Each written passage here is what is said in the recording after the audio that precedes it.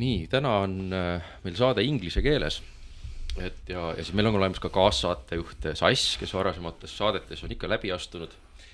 Sass on siin meil kõrval garaažimees ja ta oskab muuhulgas hästi inglise keelt rääkida. Et mina alati ei oska. Et võib-olla ma siis keskendungi, eks ma vaatan, küsin ka midagi, aga keskendun nagu vaikimisele, köhimisele ja siis krutin nuppe, et hääl oleks korras.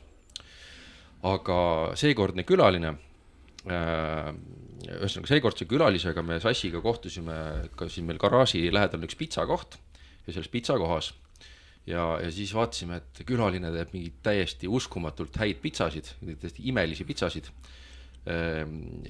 ja siis tegelikult ma tahakski pitsateost tahaks ka rääkida, et täna, et sest ma tahaks teada, kuidas neid pizzasid tehakse, aga võimalik, et me räägime veel igasugustest asjadest, ja siis et jõuame äkki kulinaarsetest teemadest kaugemale ka.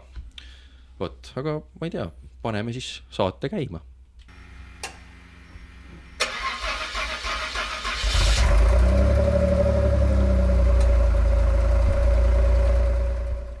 No nii, tere Michael Westbrook, kuidas läheb? I'm doing good, thank you for the invite, and I gotta love the intro, that's awesome. Yeah, it's a great sound, I like it too. So today I certainly would like to know more about pizza making, but firstly maybe you can introduce yourself and who are you and how did you get into our podcast? Oh my goodness, who am I? That's a good question for the ages. I'm an American-born, Canadian-raised dude.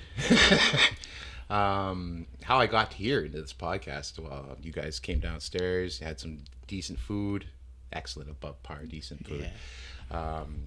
Yeah. I'm pretty much that, you know. I'm a chef. But so right. you originally are from Canada? I'm originally born in the United States, Scranton, Pennsylvania. However, I was adopted and then brought to Canada. So Scranton, that's where the Office yes, in fact, TV show was shot, right? That's in fact the photo shoot that they do where Welcome to Scranton, I was born literally around the corner from that, supposedly. Okay. So every time somebody says, oh, I watched The Office, I'm like, yeah, I was born there. Yeah, okay. Okay. And then how did you end up here in Estonia? I got married. Okay. To an Estonian. And when did that happen? How long ago? About 7 years ago. Okay. But we are currently in a separation because, well, Estonia. Oh. No disrespect, but yeah, it is what it is. Yeah. It is what it is. Wait, but you didn't. So you and your then wife, I guess, you met on Facebook. On Facebook, yeah. Right? I was Not in Canada. In she was in Estonia, and we chatted for about a year plus, and then I decided to. Well, I got invited to come out and came out, and then brought her back to Canada. We did a whole little tour around and. Came back here and then got married. So romance by Zuckerberg. Yeah, thanks, bud. But honestly, though, I got a beautiful 5-year-old girl out of it. I'm hoping that we can grow together as, you know, adults and co-parent. But at the moment, it is what it is. Mm-hmm. Mm-hmm. And about becoming a pizza chef. And about your culinary mastering, how did you get there? I first started as a pizziolo out here, as pizza being my focus at Oko in Vimsey. And it was my first time only dealing with pizza. That was from dough and up. I've had experience before in Canada, Buckingham pizza, but I was only backup on pizza. So I was doing all other things like all the Greek, the Italian, the Canadian meals, and I had my head chef who was doing the pizza. So I would see him do it, I would support him do it, but I wasn't really involved in the whole process. And when I got to Estonia, they're like, oh, well, you've worked in pizza. Well, yeah, a bit. But Oko, they got me a decent... understanding of how to actually pull things off. I liked their dough, but it just didn't have the je ne sais quoi that the one that I pulled off here had. And overall, how would you rate the pizza scene in Estonia? Lacking. It's lacking. Lacking. We need more people like you.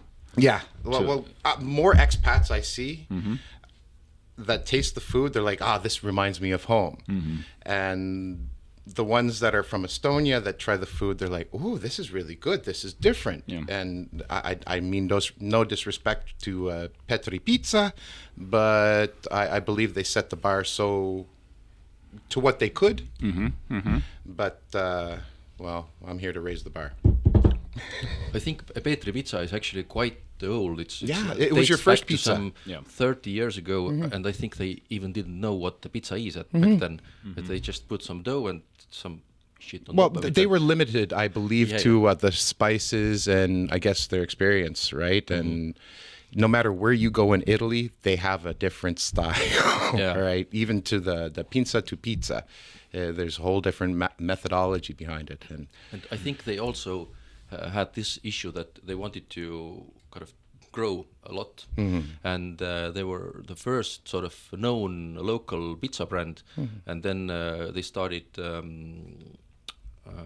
freeze it and then ship it to all kinds of places, and this is not like a sort of a fresh pizza. It's like some kind of product. The dough I didn't find very appealing, and the sauce. The two things that matter the most, the dough and the sauce, and if they don't match, it's just...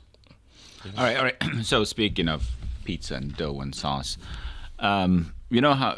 Have you heard of Domino's Pizza? Yes, I have. So they're now in Estonia, in Tallinn. They opened a location. Yeah. Have you not tried them here. You have not tried it. Okay. But I did try the Burger King out here. I tried the KFC out here. The flavors, it's just different. I don't know if I'm too old. I have lost the actual flavor. I don't know, but it's different. Yeah, no, it is. Domino's, same thing. It is not, if you're used to Domino's from the US or Canada, I suppose. This version here it's a travesty. Oh, yeah. You take one bite and you're like, I'm sorry, I need to, even Pedro Pizza sounds really good compared to it. Yeah. Shit. That's I'm not sorry. I know, and I feel bad saying it because, it's like it's a religious thing for people, getting the right pizza. I understand that our location is somewhat different, right? So the resources that they have for the spices and the mix, they're not attuned to. Like when my spice mix downstairs, when I was first mixing it, they're looking at me like, what's going on? What, just sauce? No, sauce should have flavor.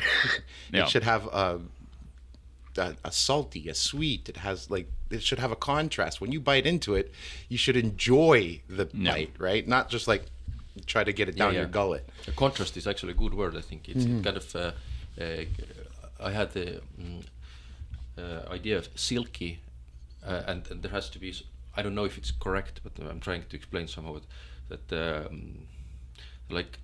different layers, so that if you put different ingredients, then you should somehow have a flavor of all of them at the same time when they are combined. But when they are just combined and they are it's getting one just mass of flavor, then maybe it loses its... Oh yeah, most definitely. That's Petri. That's like generic bite. Each bite is generic. Just you just want to swallow it, get it done, and I ate for the day. I'm quite impressed how I explained it. It was quite good, actually. Texture, never thought about it before. Texture, yes. Texture contrast, flavor contrast are fundamentals in any food, right? And fundamentally also in pizza, because the first thing that you see, you got to see a nice pizza. It's got to look good. It's got a nice crust. It has a nice cheese layering or whatever topping you have chosen. You want to, when you open up the box, you want to have the desire to eat, not like open up the box and go, okay, I think I have to eat because I paid for it. Exactly. I am hungry, but do I really want to suffer through this type of stuff? So how much pizza per day would you recommend people should eat? Oh, yeah. It depends. Totally depends. I bulked up actually and did a great cut and whatnot on just pizza. Yeah. If you think about it, you have your grains, you have your dairy, and if you add veggies or whatnot, you got basically everything. And tomato is a fruit, so. That's right. So it's I'm going to get in flack if I say one pizza a day, but no, right. Because I think in the U.S. too, what I've heard is that for like school lunches, right? Mm-hmm. So the government, USDA, whoever prescribes that, it has to have a minimum amount of vegetables and things, and so they count pizza as part of fulfilling the vegetable requirement because of the tomato sauce on the pizza. They forgot that vegetables are vegetables and tomatoes are fruits. Well, there's that too. Yes, I know, right? So that's. Excuse me. I think it's a little messed up on many levels. But okay, is it possible to make good pizza at home? Oh hell yeah! Really? Yeah, and I probably would lose a lot of business saying that I support people making it at home because, you can control what goes in, you control your salt take, you can control the sugar. You go to any other shop or whatever, you're getting what we give you. But don't you need like a big fancy-ass oven, Depends. Totally depends what you're trying to do. Like, I've seen people build their own pizza ovens outside, wood, brick, that's all you need. But just a regular... like a baking oven people have at home, that can work too? I've seen toaster ovens pull it off. Like, it's really? Just the longer, better yet to say, the less technologically advanced you have, the longer cooking time it's going to be. That's all. Like downstairs, you have some Rolls Royce of pizza ovens. The only pizza oven of its like in Estonia. Really? That's Neo. And I loved working with it. I still love it. I have a tear in my eye every time I think of it because I could set it. I knew exactly how it's going to be. 40 seconds for a cook. But what is the trick? Is it firstly it's temperature, but then somehow how the air is moving inside, or what is? For this particular oven, temperature is key, but I can separate. So the top is like, really burning. The what's it say? The stone section, I have it slightly cooler so I don't burn the bottom. It's really easy to work with. Where if you go to Oko, they have the wood burner, where you're constantly chucking wood in. You have to maintain your fire, and you can't maintain. A lot of hassle. It's a bit of a hassle. You have to ashes and whatnot, and plus during service, if you're doing a lot of cooking and that's opened a lot and you're going in and out, you're losing a lot of temperature, so you're chucking more wood in. More wood means more smoke. More smoke means that little pipe that's going up out your roof clogs very fast. There's multiple times that I had to go up in the winter, in the summer, just to unclog our exhaust or whatever, covered in, like, I was blacker than I am now. Like, it was bad. It was quite bad. And they didn't pay. They did not pay. Okay, don't go there. Do better, Cigar. Anyway. Yeah. Well, it sounds like it. So that's also, the carbon footprint issue, right? Yeah, so it's huge thing. Terrible. Pizzas are not as good for the planet. Wood burning. If you're focused on wood burning, especially nowadays, the cost of wood is not so good. Yeah. But like Neo downstairs, he's 100% electricity. He's okay. Right. And during service, if I have like a slow period or whatever, I can just hit the economy section, and it just maintains the heat on the lowest power intake. Like it's. But how long does a pizza oven work during the day?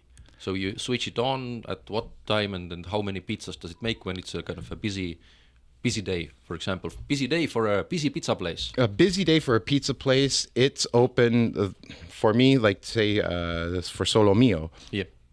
The first thing I did when I walked in was turn the oven on around 30 to 40 minutes. It was at temperature 430. And for the rest of the day, that was the last thing that comes off at night.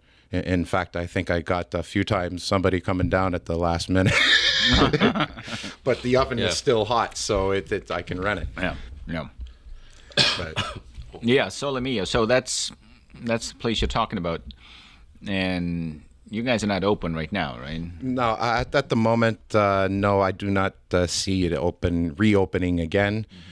We still do and offer private parties and event catering. That is still a thing, but I'm just the worker bee when it comes to that.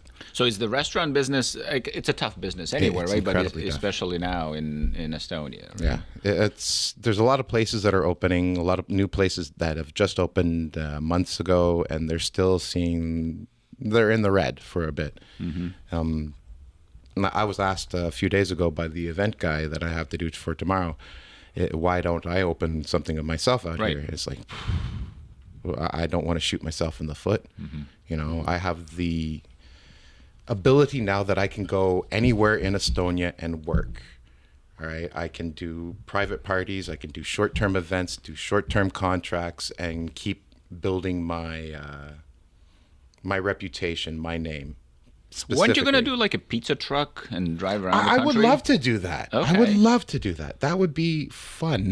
But is it easy? Like, I guess, you know, you can have all the equipment just built into a vehicle like that? Cost. Wood-burning oven. Flaming No, dumpster. God. Actually, I considered it, and the big drawbacks to that is, where am I going to get my water? You know, am I going to hook up the water? Okay. And Yeah. if I'm going to choose a gas burner, because carrying around wood, that's extra weight, more space, and cost. And can I localize, like if I'm driving around the country, can I find a new source? You know, I don't want to, don't want to shoot myself in the foot. So driving around with, you know, gas, that works. But then that also takes up space, a little bit more weight. And it's... But you said water. How much water does it take to make, I don't know, Oh, well, if you pizzas consider 12 hours consecutively? Well, if you consider the pizza, that dough that I was making downstairs, that was 80% hydration. So I use a lot of water. Okay. So I'm sorry, 80% height. What does that even mean? compared to for how much flour, a yeast mixture, and my oil water mixture. So my water oil mixture was almost akin to equal amounts to flour. So Okay. yeah, it's this way it actually cooked faster. We had a bigger poof, and it was airy and no issues. The more dense it is, the less more cooking time I would have, and more chances I would have for it to burn on the outside rather than cooking on the inside. So it was, it's a thing. Yeah. And you prepared the dough the day ahead. Oh yeah. It's it needs at least 2 times to rise. And I am sorry. It's okay, it happens. This you want to happens. take it? Yes, please, if I can. Yeah. This is the Let's, gentleman from tomorrow. Yeah. A few moments later. We are on again. Okay. So, we had a little phone call. Yeah. I know we've talked a lot about pizza, but so you do events and catering, or you prepare the food, and how's that going? That it's going really good, actually. We had I worked with Tarvo just recently last Friday, and company's 120th birthday. I love doing this stuff. 120th. 120th anniversary. just wondering if how many they are- Estonian companies are 120? Yeah. I know, like seriously. So some company in Rapla, I can't remember the name, but there's. It's Rapla paberivabrik, Poroviila Rappin? No, I don't know. Carry on. But it was a great run. Yeah. I worked with Tarvo and his barbecue team. Yeah. And I actually I like doing the events because everybody's, expecting some really good stuff, and I'm giving really good stuff. Everybody's happy, and then, it's good money. But it's a whole different operation in the sense that, like, if you need, 5,000 grams of chicken, right? Like, you don't go into, Selver and be like, hey, I need, is there, wholesalers Yes, who there's a that's few what they, places. who does that?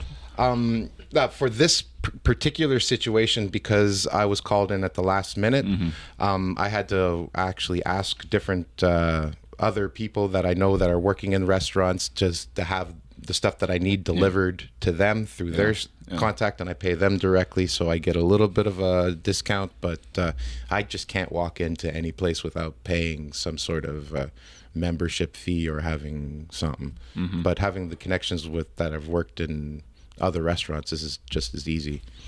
So. And then you like for an event like that, when you have to feed, I don't know, hundreds of people, how does it work to how do you prepare the food so that it's all ready at the right time for everybody? It takes a little bit of worry. Magic? Magic. A lot of trial and error. I've learned more things than I've fucked up, pardon my French.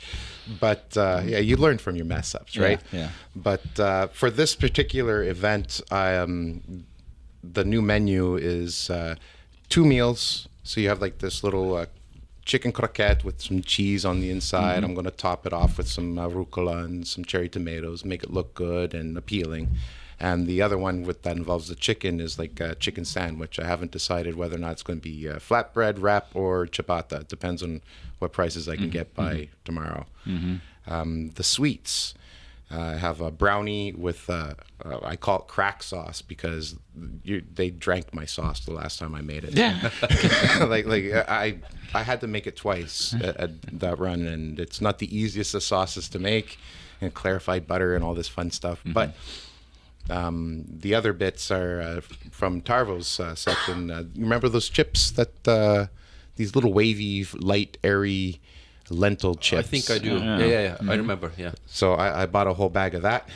I'm just going to pump those out. And I have a few bags downstairs of peanuts and cashews. I'm going to toast them, spice them up. Some are going to be spicy, some are going to be salty, and some are going to be really, really sweet. Yeah. So Yeah. I'm focused more that this event is more mobile. The people who are there are going to be talking and switching, talking to other people. It's almost like a speed dating, but more like meeting people. Yeah. So I did I even send you guys the? I didn't. Oh, I'm a bad guy. I should send you the The link. invite to the party? Yeah, Yes. No, I all don't think we Estonians got and that. expats are invited for this. Oh, is that tomorrow night? That's tomorrow night. Oh, Socialize Estonia. I know. I think I know what you're talking about. Yeah, so it's the guy. Oh gosh, he's a From Dubai. Dubai. Yes, he has an app. And that's Yes, the event. to City promo- My Way. Yeah. Yes. Yes, he's a very Oh, good so guy. that's what you're doing Yeah, tomorrow. that was the guy I was just talking to on the phone. Well, we were actually gonna go. Oh, And- God, definitely. So okay, so I'm gonna try your croquettes and your chicken sandwiches. Yes. And You will be. But how many do you have to make? Right For how now, many people? we've already had a few people reserve the 60 euro entry fee rather than buying the app. Not buying, but downloading the free app.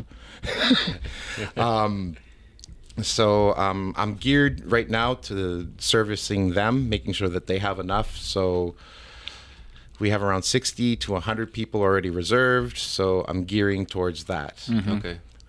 Because I'm thinking that how long it takes for me to make like one meal, and it takes I don't know, half an hour or 45 minutes, in order to prepare.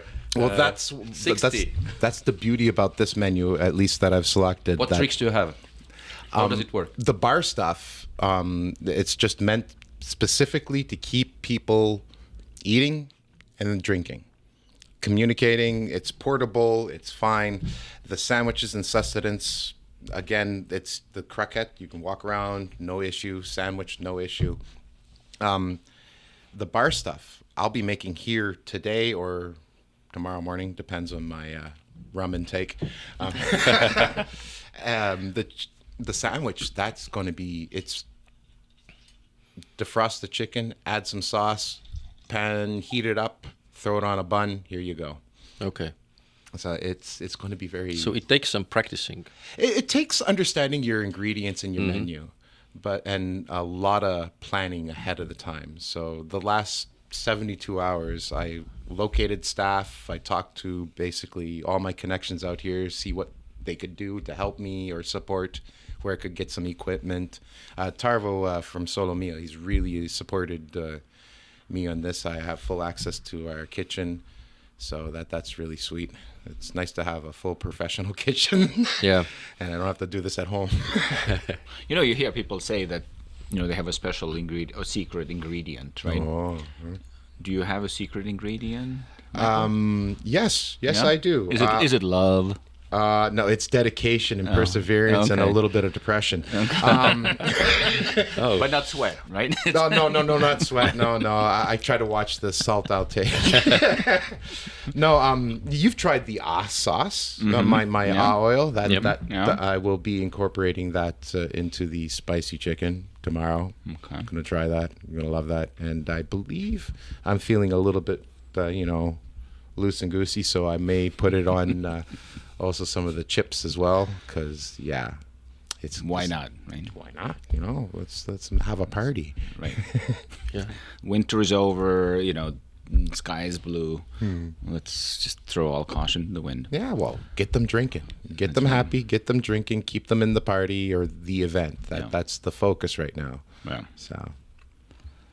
All right. Wow. Yeah. I mean, I think we've covered a lot of ground here with everything, all the culinary topics.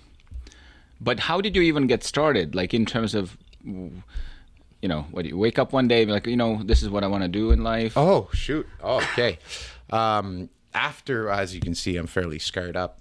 After the realization that continuing a military career would not be plausible. How long did you have that? The scars? Well, The career, not very long, unfortunately. But when I realized that I had to do a switch, I thought, well, where can I get food and money? And the first place I started actually was a Chinese restaurant as a dishwasher. Really? Yeah, I was a dishwasher in a Was Chinese. that back in Canada? Yep. Okay. Buckingham, Quebec. I was. Okay. Buckingham Palace Yeah. I was in a Quebec. English American black guy in French Canada working in an all Chinese restaurant. Are you a Quebecois? Oh non, but j'ai compris le français, je parle français. I didn't know that we will have French today as well. Je But, m'excuse. it's good. No, it's fine. But I learned French just so I could work in Quebec, but I didn't need it for the Chinese restaurant. I had to learn Chinese. Okay. Oh yeah. So, and we'll go back to your earlier phase. But so you decide you want to. No, but nobody really decides to be a dishwasher in a Chinese restaurant. So it was more like you open like a wanted pages in the paper, and you're like, oh, who is looking for people? And the owner's son is a friend of mine. Okay. Their delivery driver is my ex's brother, girlfriend, not wife. Been married only once, but my ex's brother, and we still chill. He's a good guy. Yeah. But he's the driver, and he's like, hey, if you want some cash, you can just come here and eat whatever. It's a buffet, so I was coming home with food. I didn't, money, food, shelter. That's survival.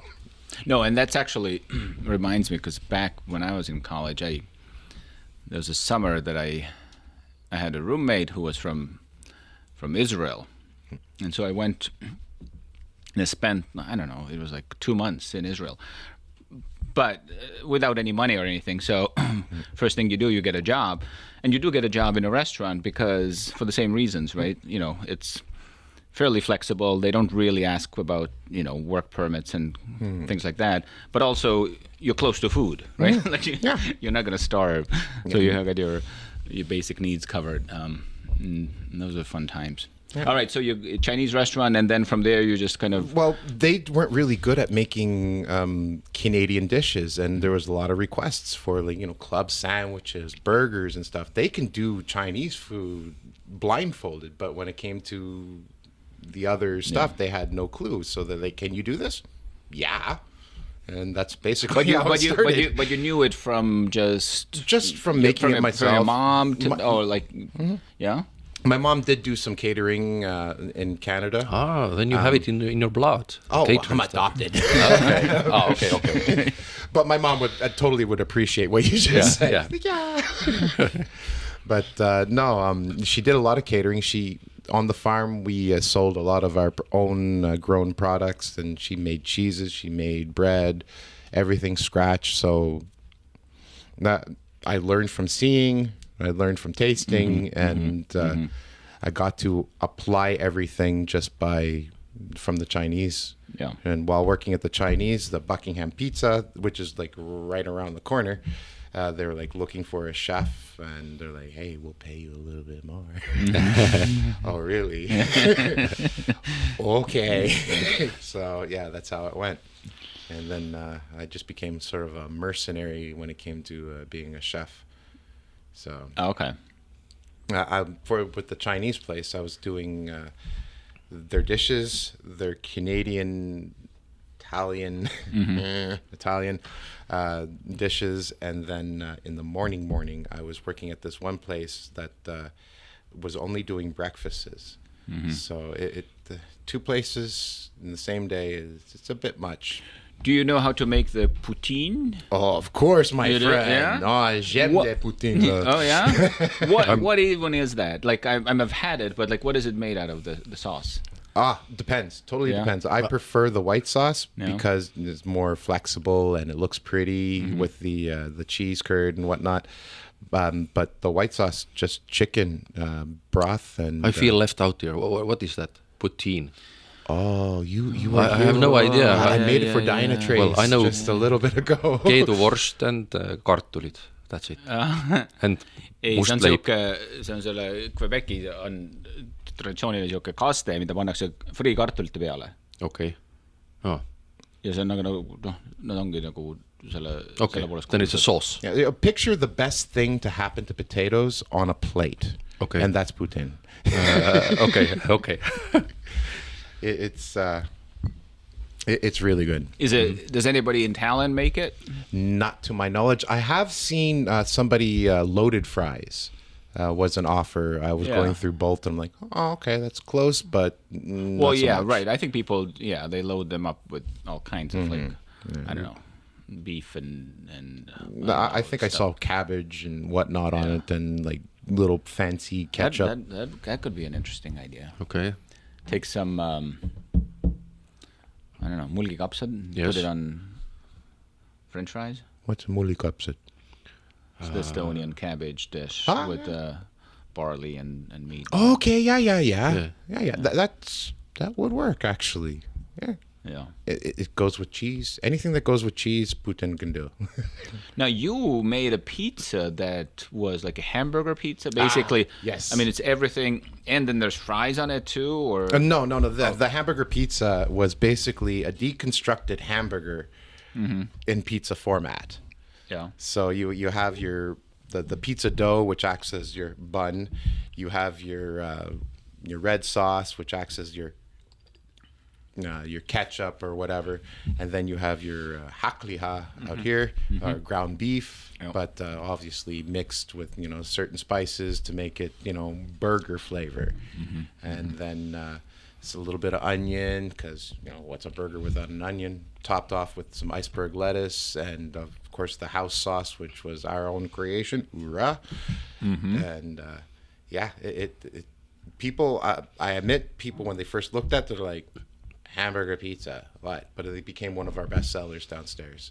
So. Yeah. Well, I remember having it, and it was almost like you're not really eating a pizza because you could barely eat half of it, and then you're like, I've consumed more calories than It's not something weekly you want to watch a allotment, calorie with. Like- No. This is where you just put down the calculator, put down the chart, and just binge, and you'll still have some for the next day. But you're really passionate about it. I'm passionate about doing a good job. And but when did you find out that you're passionate about food or food making? When you were washing dishes, or before that, or after that? When my rent and food intake Okay. it depended upon it. Like if I want to maintain a good job, I have to do good. Yeah. Okay. I put in a lot of time with the Solomio, developing their particular dough. That was all from scratch, all from trial and error, because certain things can work in this type of oven and certain things will not. So, and plus they had their own particular wants, what they wanted their pizza to look like. So I like that challenge where it's like, But I wanted to have this and do Does it have any kind of particular name for this type of pizza? Because there are like many types of pizza, but yours had like crusty. You could consider this a Neapolitan style pizza version. And you tried the rice dough one that I did. That's more of a pinza version. I love the pinza flavor. I'm currently working with those now, but they're coming shipped in straight from Italy, so 75% of my work is already done for me by some babushka in Italy. God bless her. Yeah. God bless Wait, her. what's coming in from Italy? The pinza dough. The dough. Yeah, it's already cooked. It's already prepped. I just take it out, defrost it, sauce it, plop it into the oven, and Bob's your uncle. Yeah. But down here, you made. This was from scratch downstairs. Okay. Yeah. And out of what Yahoo? Flour. Flour. Which Estonian flour? and some imported flour as well. Sipo 00 is Plus the secret ingredients. the secret ingredients. Yeah. Well, I'll tell you.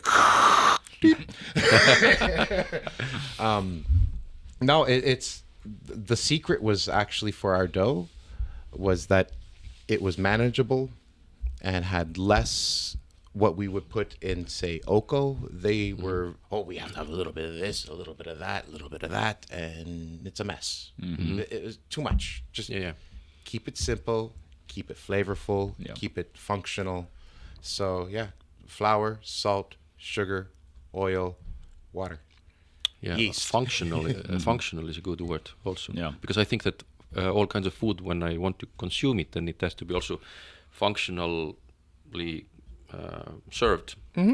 But also when you make whichever thing, it has to be functional. It's a process, and then if it's unmanageable, whatever it is, it's a very general talk right now. But I find time to time things that are not functional, and I get pissed off.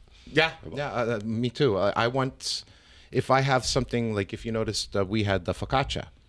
These were actually the day-old doughs that were already poofed up and not overproofed, but still very airy. That got sticky. Fairly sticky. A little bit tough to work with. If for some of the new guys I had to work with, they didn't really understand less is more in this case. But I wanted to have something that we would have no waste. So whatever we didn't sell the day before, we could turn into focaccias, and of the focaccias people loved. Like, I loved making it. My kids loved it. Thank you. Awesome kids, by the way. They saved me. That was they were the proof of concept that we could pull this off. So Okay.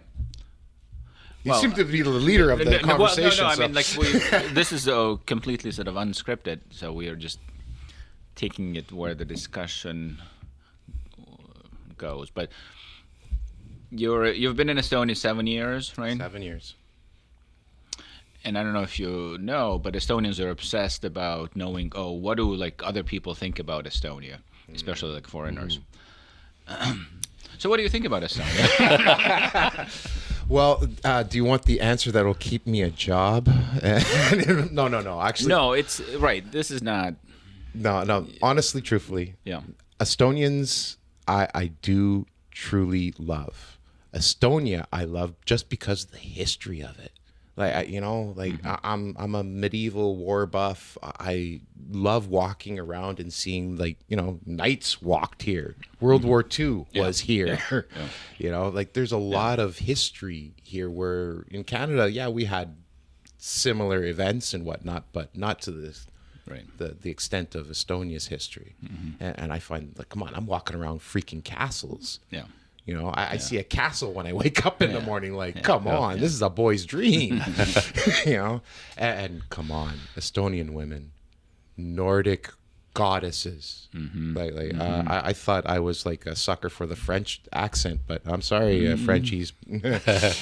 You guys have nothing against these supermodels. Seriously. Right. But we don't want that to go to their Head, no. to the head. No, no, 'cause please that's- don't. That would not It won't do us any help good. our cause. However, I do see in the next year maybe a more influx of single male foreigners arriving if they happen to hear this. Leave mine alone. Okay. Right. But what's it like working with Estonians? Well, like, let's say the attitude, I ethic. can. No. Very, very short there. I've found some difficulties. I don't know if it's cultural. I don't know if it's a me thing. I just don't know. But I found that people are more inclined to smile in your face, say everything is fine, and then 5 seconds later tell, hey, you know, that guy's a fucking shit.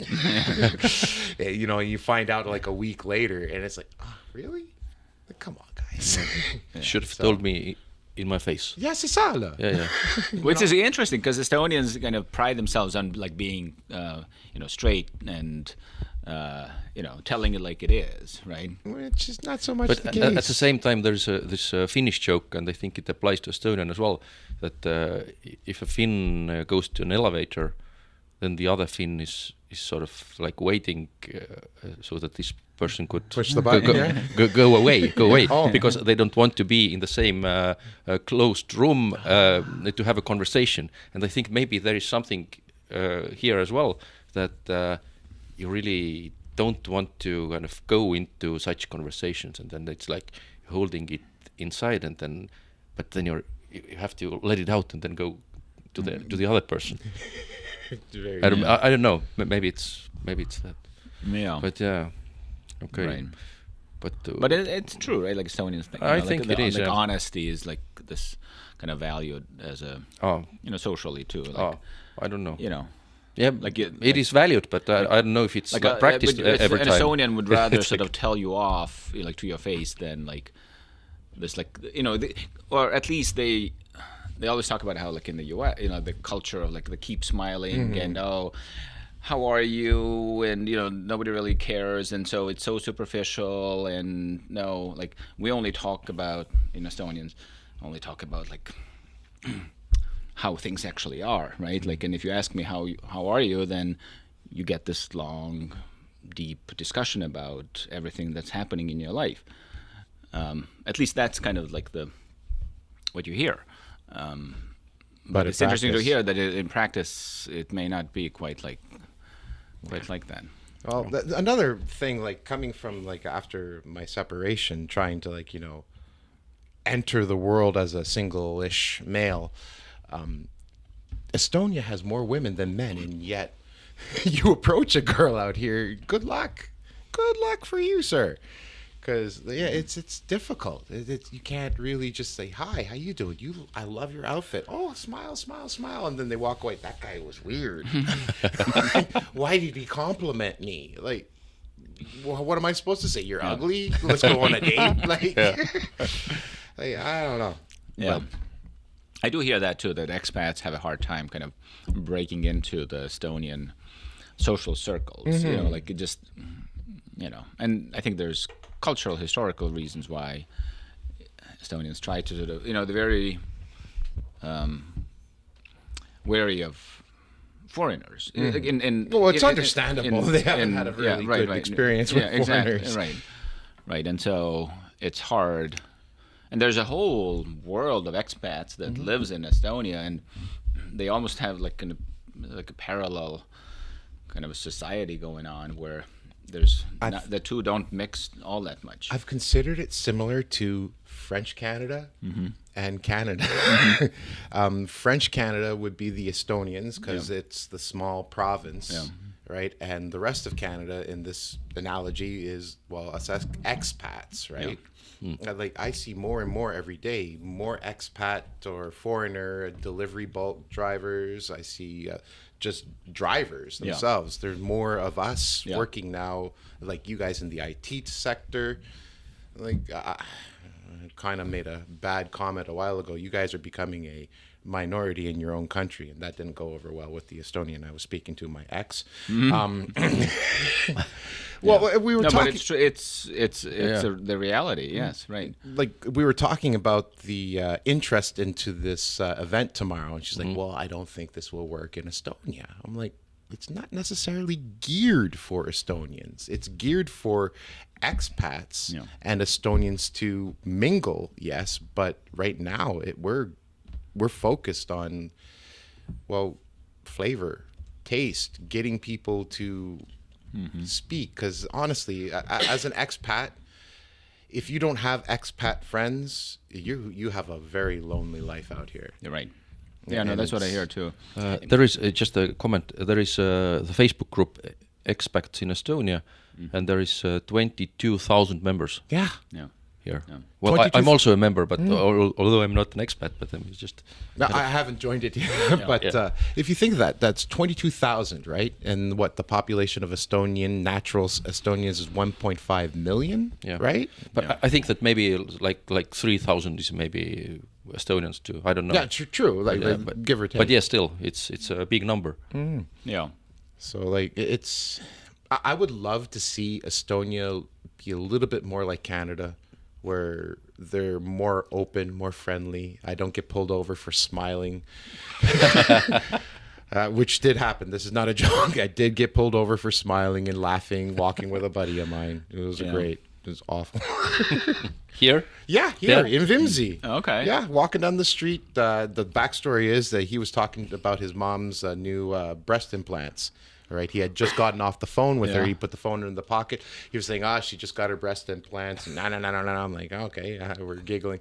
And all of a sudden we hear from his pocket, hello. So we like instantly burst out laughing. He's like, oh. He hangs up the phone, and the cruiser's driving by as we're like reacting to this situation. And pulls over, come on over here, checks the eyes. Are you high? No, I'm Canadian, and this is a freaking funny situation. Like, come on, bud. What about racism? I've experienced, Have you? Unfortunately. It's one of two ways. See, in the States, they're fairly direct. Canada, they're more behind the scenes, and here it's a combination of lack of knowledge. Like I got called a Syrian. Do I look Syrian?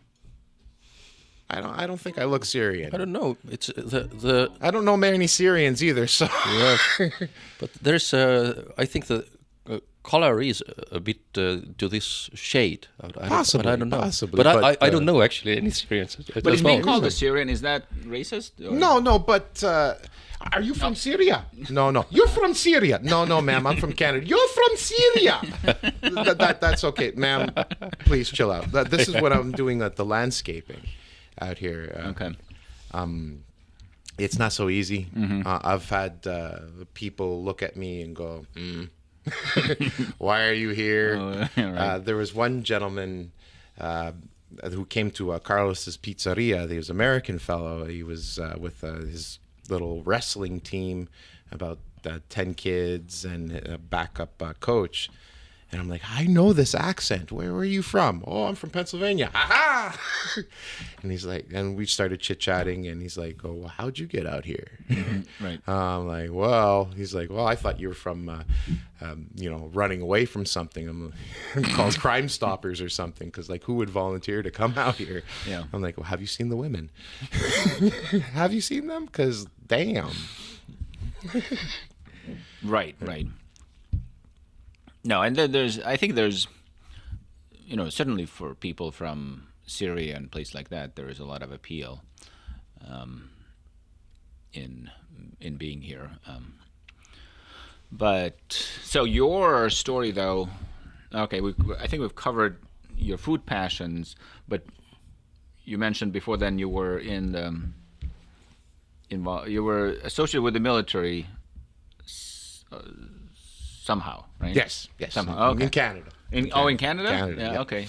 Yeah, that was my goal to be. Were you one of the Mounties or No? No. Okay. Nice try though. That was good. But that's a different thing. That. I had a friend actually during the time that I was going into training. She went off to do the RCMP. The Mounties. What is RCMP? The Royal Canadian Mounted Police. They are the federalis. They are red red coats. jacket. Red coats, jackets. Yeah. Keeping with the British look, huh? Oh, yeah. But she unfortunately committed suicide after her first year with them. She spent her entire life studying to be and wanting to be a Mountie. And did the training, passed every freaking course, high colors. And she was one of my supports when I came to learning criminology, psychology. I would be talking to her. And first year, I don't know if it was disillusionment. I don't know exactly, because I didn't communicate with her before, and I wish I did, but unfortunately it went down. But within a year, and that was a bit ouch. But later on, I was taking at Algonquin College in Ottawa, Advanced Police Sciences and Foundations, and my professor, if I can remember his name, Rassicot, weird name, but anyway, he used to work for CSIS. What is CSIS? CSIS would be the equivalent to the FBI in Canada. So Canadian FBI. Basically. Okay. He worked with CSIS, and he said, well, the RCMP were so corrupt that they actually fired a lot of the RCMP people and hired them to CSIS. Which made the things much better. Yeah, well, that's why he quit and became a professor. So, yeah, that was his first discussion with us. Like, great. Why am I here? So, yeah. Very motivational. Yeah, I'm inspired. So you studied psychology, criminology in college, and you graduated and then joined the military? Or it was kind of all together at the same time. Oh, okay. Oh, they came and they recruited you. They're like, we want you. Kind of at the same time. You have that Syrian look. You can fit in anywhere. Put a wig on, and you can be Estonian. Hi, I'm Kyle. Yeah. But it's my goal was to be working with street youth on the ground level to make sure, like, if you can get a person who has either issues or problems and you can help them before it becomes habitual, you can make a change. Yeah. If it becomes habitual, the change is harder to make, and you need a drastic move to have them either realize it, like most of them, it's jail, forced rehab, or poverty, right? One of those three things will change them, maybe. But if you can get them before you need those three, then that's the best. So I really wanted to be more grassroots than that and get an understanding on how to do it. And that's where my focus was. Military careers, because I'm a damn good soldier. Oh, yeah? And I definitely, I could have turned it into a career. I would have ended up being a sergeant. Drill sergeant. Okay. Did you have a specialty in the military? Or? I wanted to be a pilot, trained as a pilot. Okay. And fixed wing? Yeah? Yes, sir. Okay. You know your shit. Yes, sir. My first was a non-powered flight, which was the gliders, which was in 325 Squadron Canada, Cornwall Kiwanis. They were a beautiful, awesome place to be as a kid. Fixed wing, please explain. Fixed wing is anything other than a helicopter. Okay, right. Okay, yeah, wings are fixed. Yeah. Okay, got it. Get it. Yeah. Okay. Normally, if you're flying a plane and it's not fixed wing, you got a problem. Right. Yeah. Or it could be a Boeing. Or Canadian Airlines. Fixed door. Yeah, exactly. But I like actually the flight characteristics of helicopter, and that would have been a move too had I continued, because I love to fly. I just love it. There's no other. If I was to be given a choice right now, continue cooking on a level like Chef Ramsay or Anthony Bourdain or fly, I guarantee you, hands down, without a second thought, I'm flying. No, I don't care if I'm being shot at, I'm flying. There's a freedom to it. I enjoy it more. The stress that's involved in it is more meaningful to me rather than the stress that's involved into cooking. Yeah. You know, when you're running when you're a chef, the stress in a kitchen is constant, which is fine, but it wears on you as a human eventually. And I've paid my dues, and I'm getting to the level of tolerance where, okay, either I'm What's the worst customer complaint that you've gotten in your career? The worst customer complaint. You know, like as a chef, like, you know, do people like barge into the kitchen and say, let me tell you, this was, and what do they say? Actually, I haven't received any of that, and I think that's mostly because of my look. Do we want to walk into the kitchen where the scarred up, black, bald-headed chef is going to be holding a knife? It looks like a serial killer or a cop. Which one do you want to play with? No, the worst actually would be the people who are saying, "Oh, I found a hair in my food." And they pull out this long strand. Like, I'm constantly short hair. Yeah, must be mine. Yeah, of course, right? Like, Oko was one of the last times that I had experienced this, and there was a Russian couple, and they were quite boisterous out on the patio. "Oh, I found a hair, blah, blah, blah, blah, blah, blah, blah." And I go outside, and, excuse me, I take my bandana off, because at Oko, I'm in front of a fire burner, and I'm sweating all the time, so I have my bandana on. So take it off, shiny bald head. Where did you get your hair? "Oh, it kind of looks like yours, ma'am." Yeah. Now, I think as a chef, it would be best if somebody gives me a bullshit complaint like that, they should pay double. Why not? You know, that, like, there's people that are out there that habitually will say this food sucks to get a comp, and I hate that. You know, if you have like a viable thing, "Hey man, there's too much salt in this," or "Hey, could you add a little bit more spice to this?"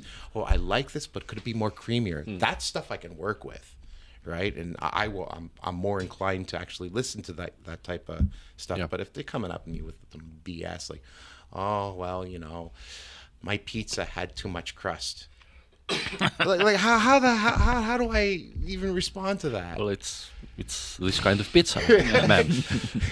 Do you have a gluten-free pizza? I'm kind of allergic to cheese, and I don't like tomato. Would you like an empty plate, man? I can give you an empty plate. You want some sausage? No, I don't like sausage. Okay, so empty plate it is. People like that really do annoy me. I'm sorry, people. Get better. Well, it does seem like if you do anything in life, but like a restaurant or another business, that if you just have enough volume, enough customers, you're going to get this. Maybe it's the Pareto, the 80-20 rule, or maybe it's, I don't know. But you will get, I don't know, a percentage of people who it really doesn't matter what it is or how good it is or bad it is. Like, they will find a reason to complain. Exactly. Yeah. And I guess as a chef or just a business owner in general, it's we watch. You have to right, because now they have this power too with the reviews, and they can give you a 1 star on Yelp. The star of death, basically. Right. But I think it's also true that people have kind of wisened up to it, that so somebody's always giving everybody 1 star. They are crank. They're not really a reliable. At face value, somebody who's flipping through the thingy and they see 3.5 out of 5, will they continue doing the research where those minus marks came from, or will they just continue on the list? Right. Yeah. I'm more inclined to continue on the list because I'm freaking hungry. Yeah. I want to order my food now, and if it's 3.5 and I see a 5 out of 5, I'm going to the 5 out of 5 without a thought. Yeah. That's time is money, and I'm hungry. right? So like, yeah, the star of death really is a thing that I worry about. And like, don't get me wrong, that I do make mistakes. Every chef will make a mistake, and oftentimes we will learn about our mistakes through the reviews.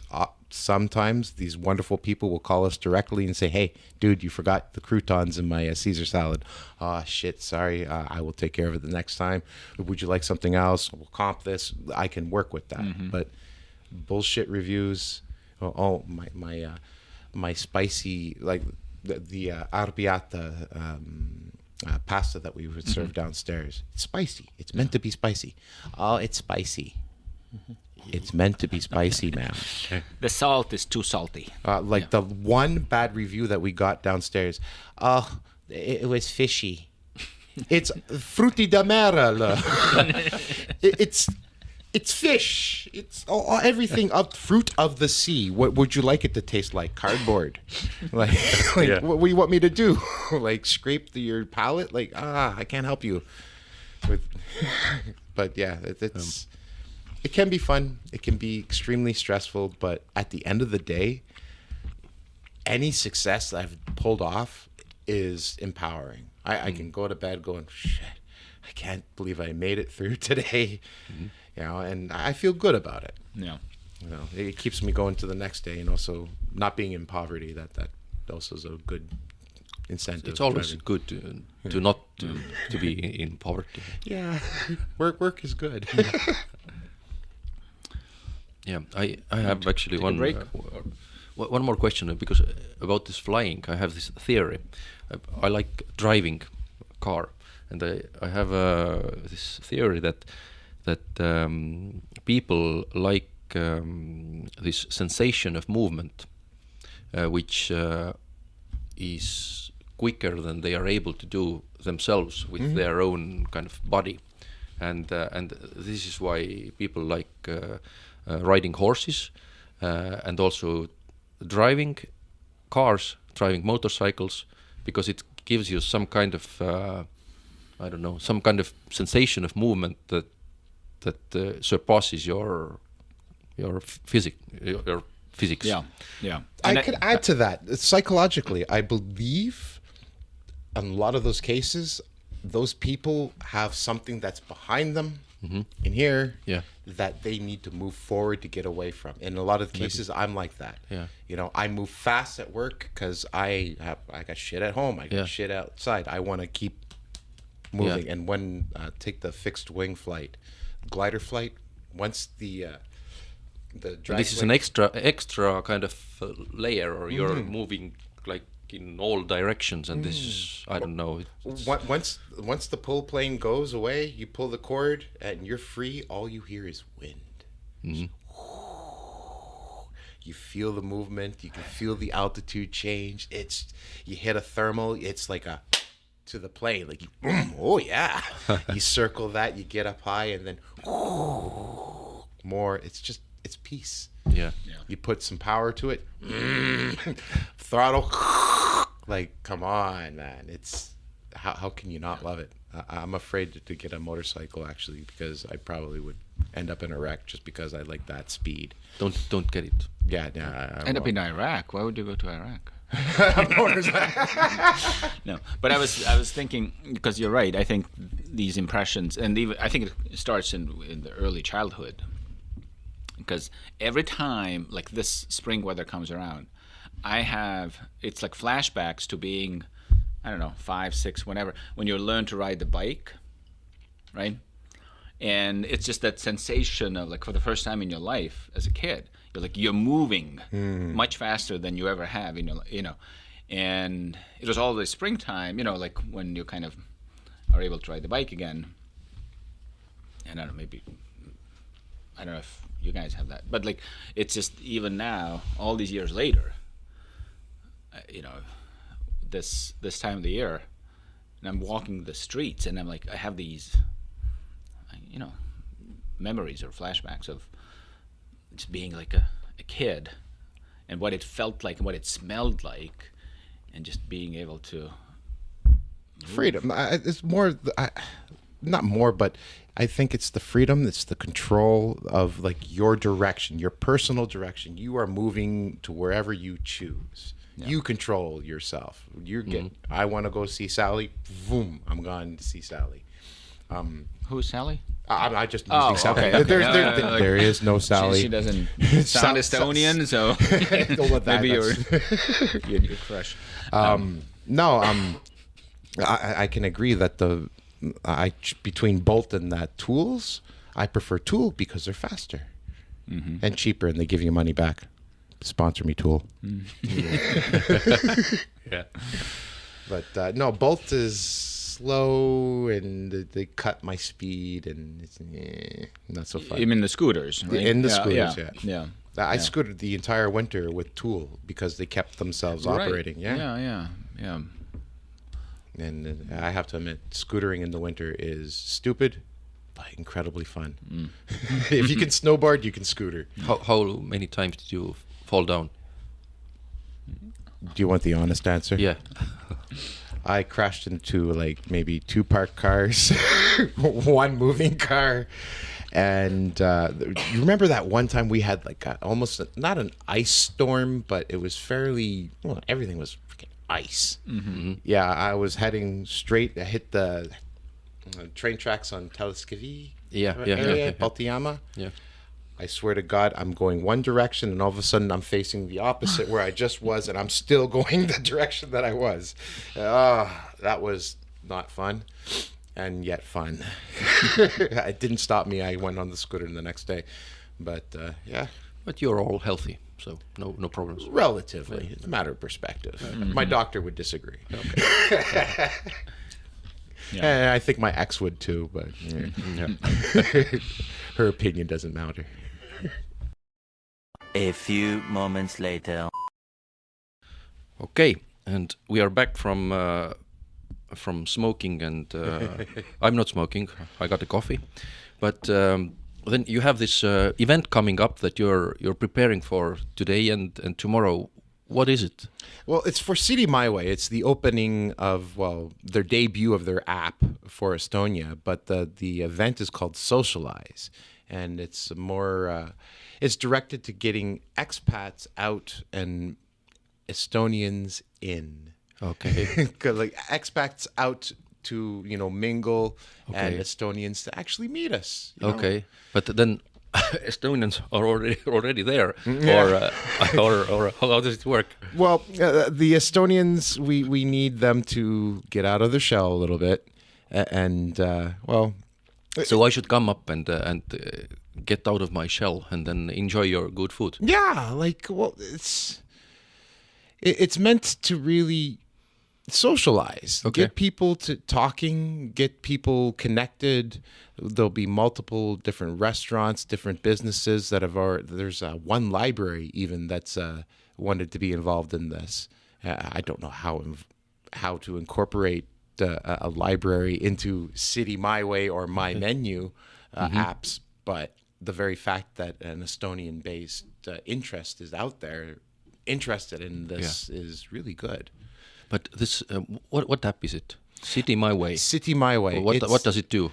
It's like Bolt and Walt, but better. But better, okay. Better. So you can get food? You can get food, you get discounts. You, as a restaurant owner, you can live update any plans that you have for the day. You want to make a day meal or something, you have extra stock, you want to put a discount out or whatever, or you want to put promos, you use that. And see, Bolt Walt, they take around 30 euros. Okay. This one's around 25 euro commission or whatever. But the exposure is better. But Bolt are taking 30 euros from what then? Or Each sale. Each sale. 30 euros, 30%? 30%. Percent, yes. Yeah. Okay, that's okay. Then when I order from Volt or Bolt, then basically time to time people are just giving stuff away free and then pay something on top of it. In a sense, when we were doing Bolt and Walt downstairs, fundamentally it was we're not going to be making money off of this, but we're getting our name out there. And the more orders that we can get with bolt and walt, then we can get out of the red. But just single bolt walt orders, we're losing. Okay, so this city my way, socially responsible people order through this because then they take less money. Yeah, less money from the little businesses. Yeah.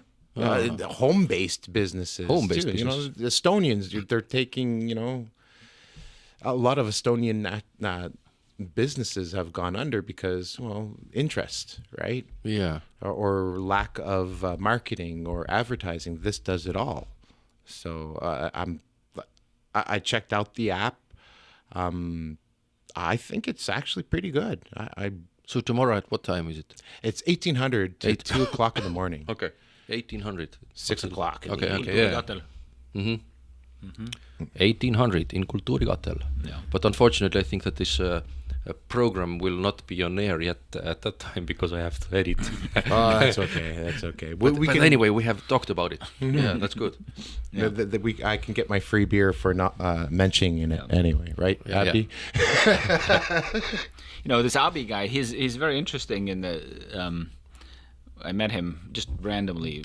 I happen to know him. And so he and his family, his wife, and I think they have a kid. But they moved to Estonia from Dubai. From Dubai. And they don't really have a connection to Estonia as such. But they said that living in Dubai just became just so exhausting because it's, I guess the way that the city is laid out too, that the traffic, and it takes you forever. Like even, like to drop off the kids in the morning at school, you can see the school. It's like right across the highway. But to get there, it will take you, you have to drive to Keila right, back. Right, and so like it's just all this driving and just like it's not a very comfortable city to live in. Anyway, so at least that's what they were saying. So they started looking, okay, where they have this online business, he does the apps, and where else could we do it from? And so Estonia. Part of this app thing is sort of like his personal hobby. Yeah. From what I've understood from speaking with him, he has his own consulting business, and he's heading off to Barcelona shortly. So, like, he's a fairly active fellow, and he has his own restaurant in Dubai. He started up, and he has a decent understanding of what's needed in this line of work. And I enjoy speaking with him, and I think his heart is in the right place. I think he truly understands the difficulties as a foreigner in Estonia, because, you look at him, you look at me, he's a foreigner. You just can't say, hey, this guy's Abdi from Estonia. It doesn't really work. Abdi from Elva. Abdi. Actually, that would work. Abdi from Elva. That would work. But no, he's a really good guy. I think his heart's in the right place, and I really believe that if we can get this event to work, it could be a continual thing. He's planned to do it more, but this is the Starship run. This is the pilot project. So tomorrow we find out. One thing I've heard from expats, and say the ones who have lived here, let's say they moved to Estonia 10, 15 years ago. And they usually actually have learned the language, and they say when you back then, 10, 15 years ago, when you came to Estonia, you actually had to learn the language because you couldn't, just day-to-day life, you had to know enough to function. And then somewhere around, I guess within the last 10 years, it's changed, where now if you move to Estonia and you speak English, you never really need to learn a word of Estonian. And then there's so many of these, the 20,000 or however, like they actually don't learn it, and they feel no need to learn.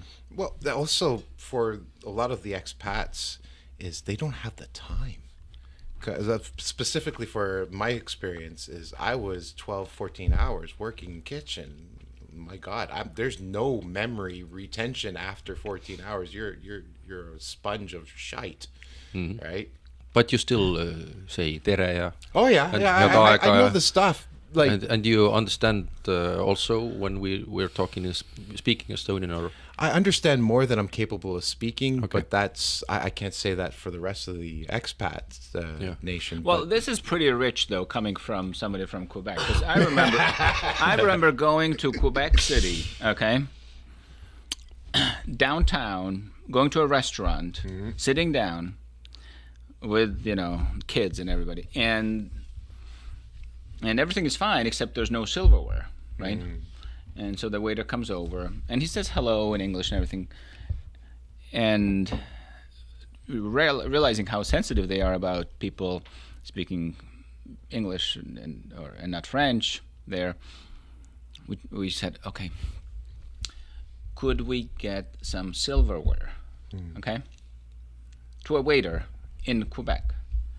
And he looks at us, Je ne comprends. I don't understand what you're saying. Right? Of course, he fully understood what we were saying, but it's almost like a point of some kind of pride not to engage if the other side of the customer isn't. the Quebec language laws and BS that's involved in it is so outrageously beyond sane that there's no way I can argue in its defense. Quite literally, they wanted to rename spaghetti. Why? Because it's not French. They wanted to create their own word for spaghetti. Like, come on, guys. But yeah, also this whole focused on, well, you're in Quebec, you must speak Quebec, the French, the Francais. The deeper in Quebec you get, the less likely they're actually going to know English. Right? Yeah. And it's similar to out here where you'll have, let's say, solely Russian speaker, solely Estonian speaker. Depends on the generation. Yeah. Younger generations now have some English skills, if not great English skills. Yeah. The older generations, like the ones that I'm like house owners, landowners, who are asking me to do landscaping, there's no English. So I have to rely on my buddy to translate. Yeah. He wants you to mow the lawn. Oh, okay. That type of stuff. But What do you think about like AI and all the tools now available for translation? Because even when I have to, like look at documents, let's say that are written in Japanese, I find it like all of a sudden you just, in Microsoft, just click a button, it translates, and boom, it's there. I love it. It's a love-hate, actually. Yeah. Let's be honest. I love it that it's easy to access, but I don't love it because in my brain, I no longer have the desire to learn the language because it's at my fingertip. Yeah, exactly. It makes me a bit lazy, and I realize that I'm being lazy, but right now I really need this done, so I go do it like that. Yeah. Take a picture, translate instantly is basically how I survived a lot. Yeah. But my Estonian language skills, like I did sign up for the classes out here. They have the free Welcome to Estonia classes. Yeah. They canceled them every time. Why? First, not a teacher or not enough students. And they, each time I went for application, they bounced back and forth the two excuses. Okay. Although there is 22,000 expats in the Facebook group. Yeah. Okay, that's interesting. I'm interested in hearing how good they actually, how they did. Because the only source I have right now is the free online course, which is nice. It's accessible, but then with my hours of work, by the time I have access to it in time, I'm already beat dead tired. Yeah. There's no retention of the information, and I'm old. Yeah, well, we are getting there as well. Cheers. I don't know what the big deal is. Estonian seems so easy. Just kind of you speak it. It just comes out of you. I learned all the things that I shouldn't have learned. Tule siia, Igleset rideslate. Okay, we will cut that out. Yeah, of course. But just so you know, it was a female bartender that taught me that. Just so you know. Yeah, well, then it's good. We won't cut it out. It was an Estonian who was, when I asked, hey, how do you say this? How do you say that? Oh, well, you just say, na na na. But there's a friend of ours back in America who she's married to an Estonian, but she herself is Canadian. Oh. And she's learned some Estonian, and so we're like, okay, so how much, like, what do you know? Say something. She's like, well, there's only really one thing that I know how to say, and that is. Kurat. No, she said, raha ei ole ja raha ei tule. Oh shit, I don't even know that one. I've heard it. Right. Well, it just means like there is no money and there's no money coming. Yeah, I got the dula. Yeah. But I have functional Estonian, like, loud V's, välja. Yeah. Ruttu. When it comes to, like, with my daughter, hambaid pesema. Hambaid pesema, yeah. Sõrma. Yeah. There you go. Just that type of stuff, but typical, Yeah, but good that you have some. Well, yeah. Because there are many people who just don't bother at all. Even I'm saying tere, there's no response in this language. Tere õhtust, my friend. Yeah, tere õhtust, my friend. Exactly. Oh, wait. Tere õhtust, sõbrad. Yeah. That's good. Yeah. Yeah. Okay. Yeah. But like, let's say, as an to me, it's fascinating how like living here that there's all this stuff that the Estonians care about, right? Like, Kaja Kallas, like, what did she say now? And like, oh, is this, what's happening in the Tallinn city government, right? Like, and I find that the expats, you guys, you're like, who is she, right? Yeah. what do you? What is this? Oh yeah. How much do you follow Estonian news, if you follow at all? I have to say that Ecker really, really gave a bad taste in my interest in Estonian news. Ecker is how can they exist right now? Seriously, I'm shocked and a little disheartened.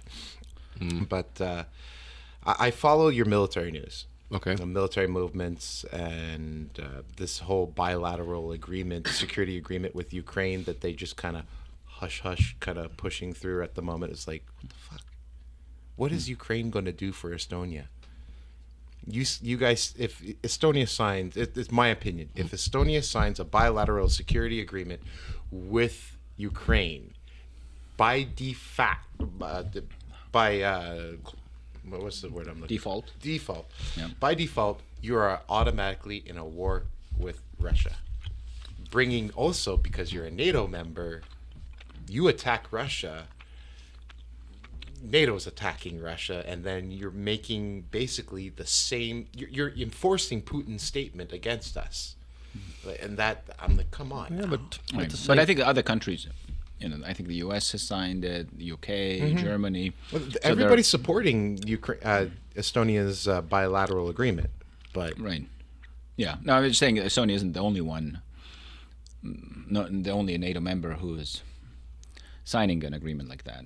Oh, to my knowledge, at the moment, Estonia is the only one. I think it's No, it's not a solo. It's Yeah, not no, a completely solo thing. I think. Which so But you have and I don't think there is it has the same kind of a mutual defense guarantee like a NATO agreement does. So this is more like, okay, we will do everything we can to help you fight your fight against Russia, because you fighting Russia is basically the same as us fighting Russia.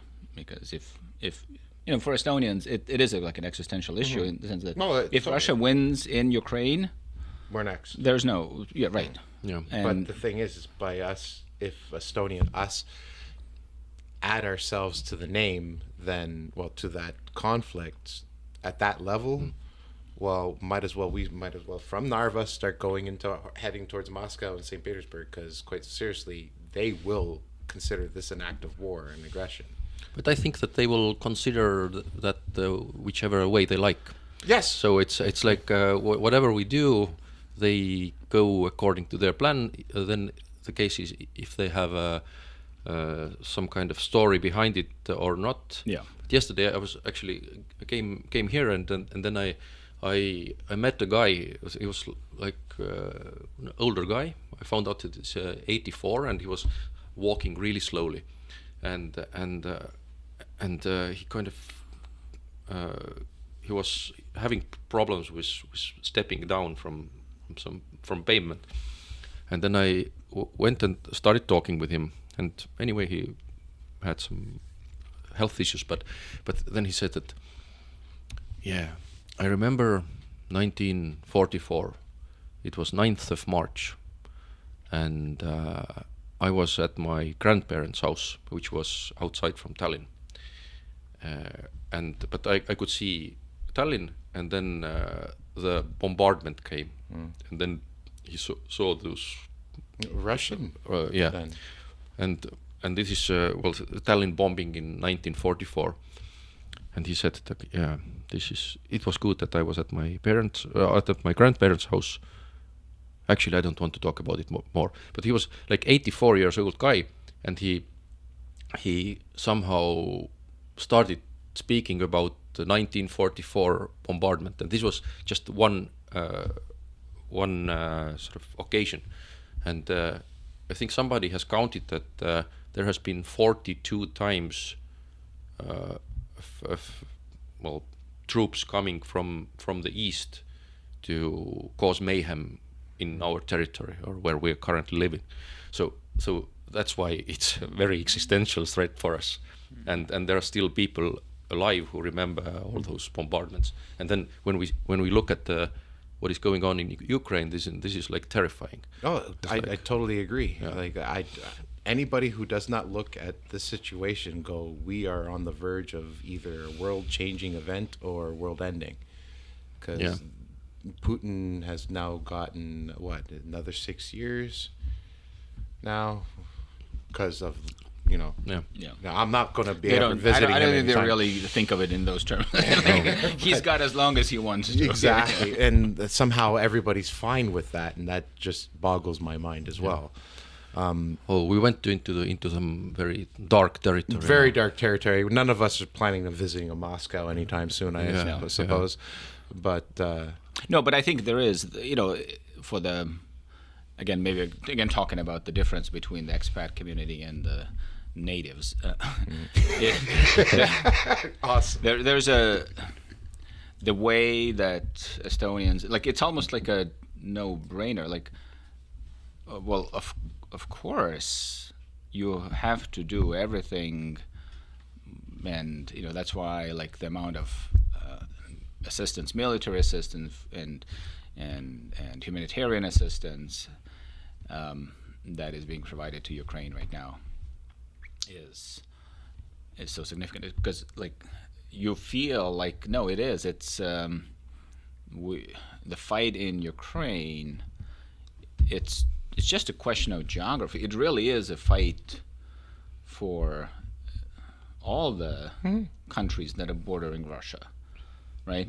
Like, Yeah, I mean, like, that is the reason why, say, Finland and Sweden all of a sudden, like, think of it, right? Sweden, like 50 years of neutrality.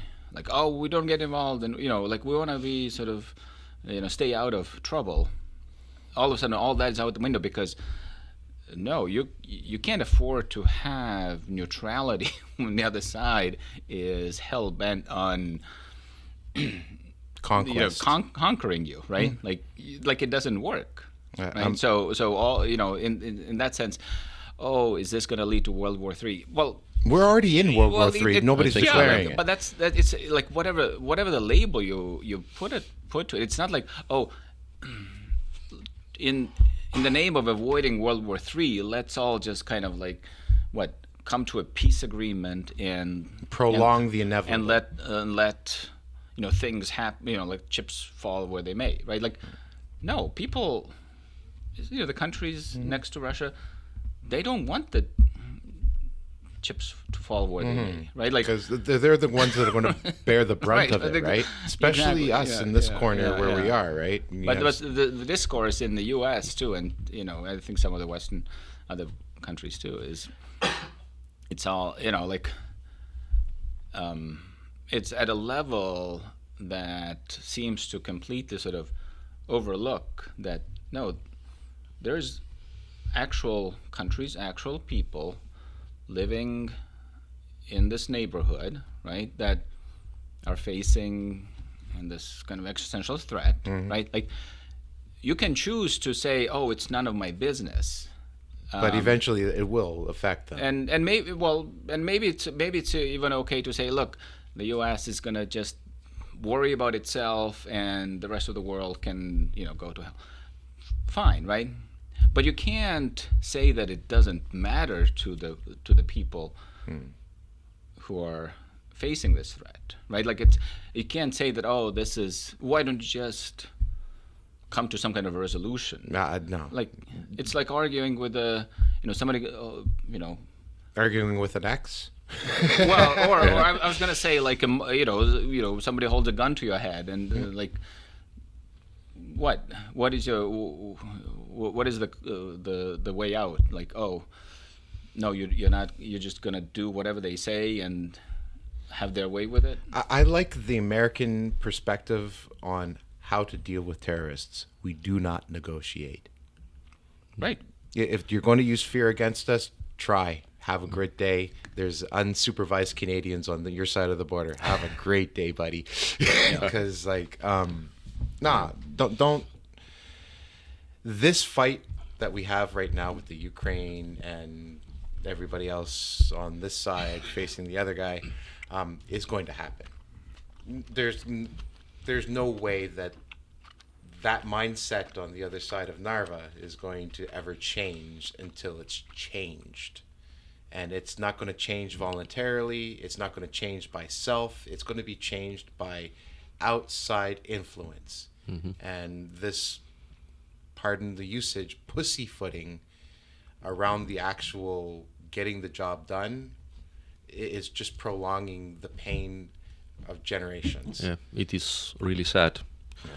Yeah, Like- but maybe we will finish with some Lighter news. lighter note, and maybe you can give to the listeners a good pizza recipe that they can practice at their homes. That's quite a pivot. Yeah, that's from starvation, Yeah, I know. poverty, World War III world too. news. And here's a pizza recipe. The one I like to go to.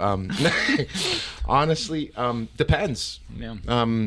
You can find any really good, quick pizza dough recipes online. Just quick Google. But are there also that I can go to Rimi or some other place and just buy the pizza dough and negative. Negative. Okay. No. This was one. I'm surprised. Was one of the options that I had here for Solomia for our extras, because I would freeze every so often a little bit of dough just in case I wasn't on shift, so they didn't have to worry about me, right? And we actually had to use them a few times because I sold out of dough. Like, my God.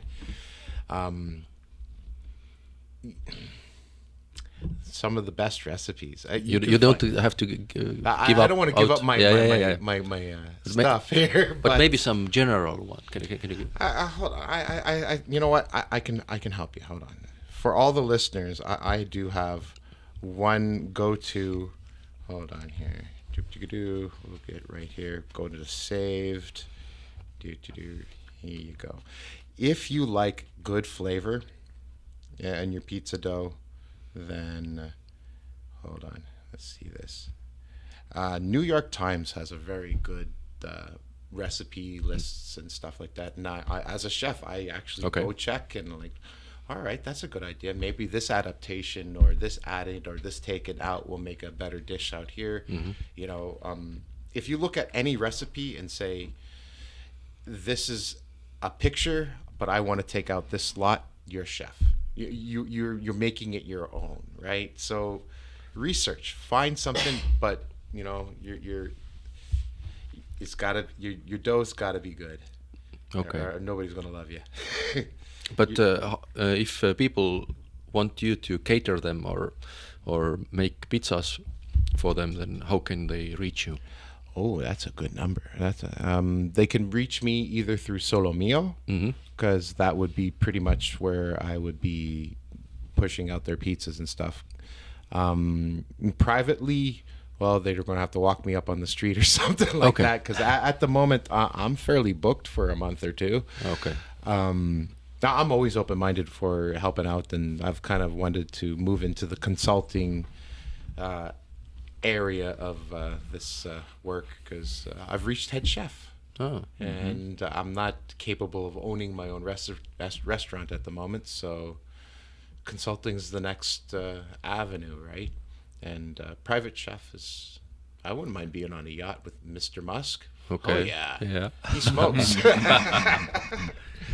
So if somebody wants to open their own restaurant, then they can also ask you. Yeah, if they're going to open up their own restaurant, need help making a menu, making selections on what products to use and stuff, I'm definitely the guy you want to chit-chat with, because I can find you the people that you need, find you the locations that you want, and I have a fairly well-versed experience that I have a decent opinion that's backed up by fact. So you don't want somebody that's just, well, I'm from this region, I have an opinion. So you don't want that. And we have tried out your stuff, so it's really good. Thank you guys very much. It is very good. Very good. I'm heartbroken that I don't get to continue the Solo Mio run as we were a la carte, but the menu, the dough's mine. The sauce is mine. I can do wherever it goes. Wherever I go, it goes now. So that's pretty good. So what happens with all like the equipment? The oven, and so it just sits there. Especially the oven. This is like a huge thing. I feel for Tarvo, the owner, a lot right now. But he's made a somewhat decent deal with the owner here. I can't disclose, but he can still push events and private parties. But the Tarvo, I believe, is trying to sell the location as a whole rather than piecing off different equipment. Yeah. But as of now stands, Solo Mia is up for sale, for sure. And that's like saying I'm selling my baby at the moment, because that's just heartbreaking. Okay.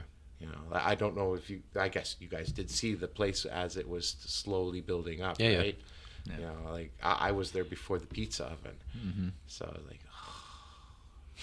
it's a bit of a ouch. Yeah. For sure.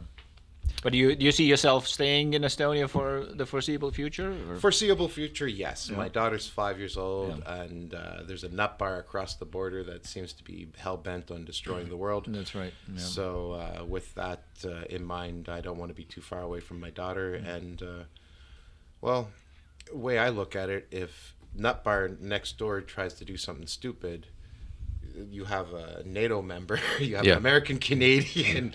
That's headline news if he hits any of us expats, right? And also a NATO member. That he's God bless him. Yeah. God bless him, Texas style, right? Yeah. You know, bless your heart, sir. But there's a reason why we have this thing called Geneva Convention. Canadians. If those for your listeners, check out your World War II history, and you'll understand. Yeah. But on that positive note,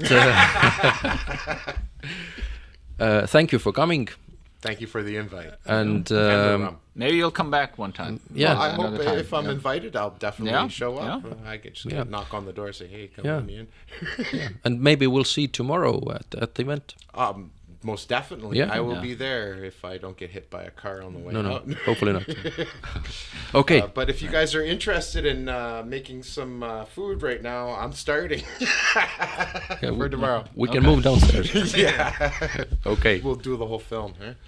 Okay, but thank you guys. Thanks. Okay, bye-bye.